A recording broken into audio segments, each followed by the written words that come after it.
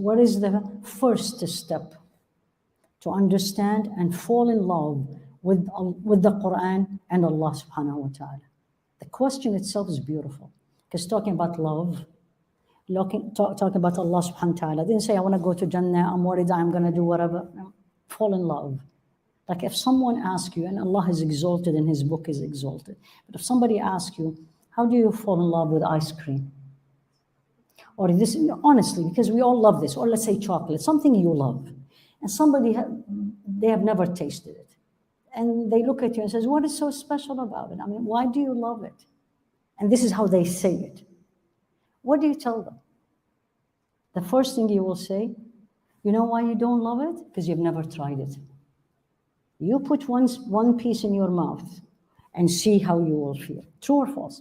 Ice cream, whatever, again, you love. So the first step to love Allah, because if you love Allah, you will love the Qur'an. If you love the Qur'an, you will love Allah. It's connected. It just depends which one you start. If you just start trying, the problem many of us have, we're so scared. And we put the obstacle before the obstacle comes in. I can't memorize the Qur'an. Did you try? No way I can do it. I can't understand, I know Arabic. Did you try? So the first step to love anything you want, halal, is remove the negative thinking. Don't say, I can't do it. How many of you in this room, myself included, and I definitely lived this, when people looked at you and says, you will never be able to do this. Show me hands. Right? Absolutely. I heard it continuously throughout my career as a profession, as a physician, and as a career as I was studying. And then what happened? How many times you have heard it from physicians, you'll never be pregnant? And guess what? You got pregnant. So the first thing is remove the negative from you. It's not about people, it's you. Don't say I can. Don't say, well, I love Allah, look at me, where am I? Qur'an, I don't even know how to read. Don't say this. Allah ala kulli shay'in qadir. If Allah wants all of us at this room in a second to memorize the whole Qur'an, we will do it before we leave today's class. He can. So that's number one. Practically, to love Allah subhanahu wa ta'ala is this hadith Qudsi, which I love this hadith. Does anyone know which hadith I'm going to talk to about? Where Allah talks about love. لا ليس أنا عند حسن ظني عبدي, as I think I am, He subhanahu, as my servant think of me. No, there's a hadith Qudsi, long one. This is a beautiful hadith. I'm going to come to the second part, which is ما تقرب إلي عبدي بشيء أحب إلي مما افترضته عليه. Nothing will bring us close to Allah. Nothing, without starting with the obligations. Don't tell me I do Qiyamul Layl and you don't wake up for Fajr. It doesn't work. And don't tell me I fast Monday and Thursday and I still look at haram and I enjoy it. Because looking at haram and enjoying it is an obligation not to do it. Monday and Thursday is a sunnah. It's beautiful, but we need to know the priorities. Yeah, like tomorrow you have a math exam. Do you study physics? And the physics on Friday? People will tell you, what are you doing? So the first step in getting closer to Allah, which means understanding His book, loving Allah, is number one, do what He told you to do, which means do and don't do. And to know this, I need to know, what did He tell me? If I ask everybody, and I do this all the time, what did Allah tell me to do? All of you are going to tell me, pray 5 times a day, fast Ramadan, go to Hajj if you can, the 5 pillars. That's it? That's very easy. And we forget the most important thing, which is the relationship between each other and what's in here. And what He told me not to do. Backbiting, lying, foul language, haram, looking at haram, being in places that's haram. These are all, this is not I'm a good person. This is no, period. So you want to get close to Allah, think of it, Allah is exalted, but just for us to make it easy, it's where the camera is in front of me, or where you are in front of me. If I get there, that's it. And this is basically the hadith. The first step to move from my chair to start the journey, I need to stay away from haram. Even if you say, do I do the obligation, the do, or I start with the don't? Usually they will tell you start with the don't. Because haram will prevent you from doing the obligation. Remember the sins? The whole 9 weeks series we did about sins. The first thing sins will do is will prevent you from doing good deed. You look at haram before you go to bed, good luck for your fajr. Period. That's when people come to me and says, I have a very hard time waking up for fajr. First thing I say, what do you do before you go to bed? Then we'll talk about the alarm, and then we'll talk about whatever. But what did you look last before you went to bed, or heard, or said? So, ما تقرب إلي عبدي. The first thing, I'm going to start the journey. Move haram as much as you can that you have control over. Like it's your choice. Like it's my choice when I go to my social media what I'm going to be looking at. It's my choice. There is some harams in the house, especially for us women. Maybe it is not completely in my hand. I need to work on this. But there is a lot that's in my hand. And then, وَلَا يَزَالُ عَبْدِي يَتَقَرَّبُ إِلَيَّ بِالنَّوَافِلِ. Now, there is no love next step without the extras.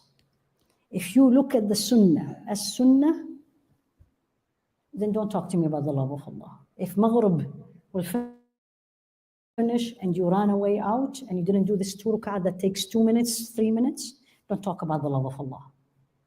You're not there yet.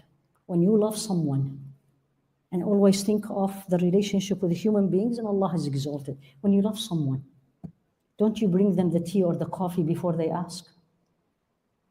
Right? And when they ask you, I say, because they love it. That's love. So when I go and do the extras, again, Monday and Thursday, I do the extra salawat, I do qiyamul layl, I hold my anger, or I held my tongue, and I really am upset, but I'm not going to do it because that's not pleasing to Allah. You started the journey of love. Now you're in the second step.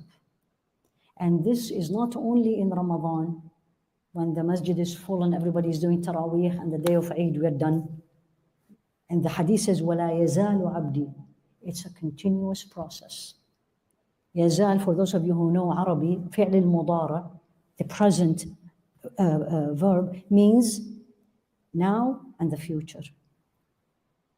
So it's not only today, only Monday, because now I spoke about it, so next Thursday you're fasting, and then next Monday I'm done.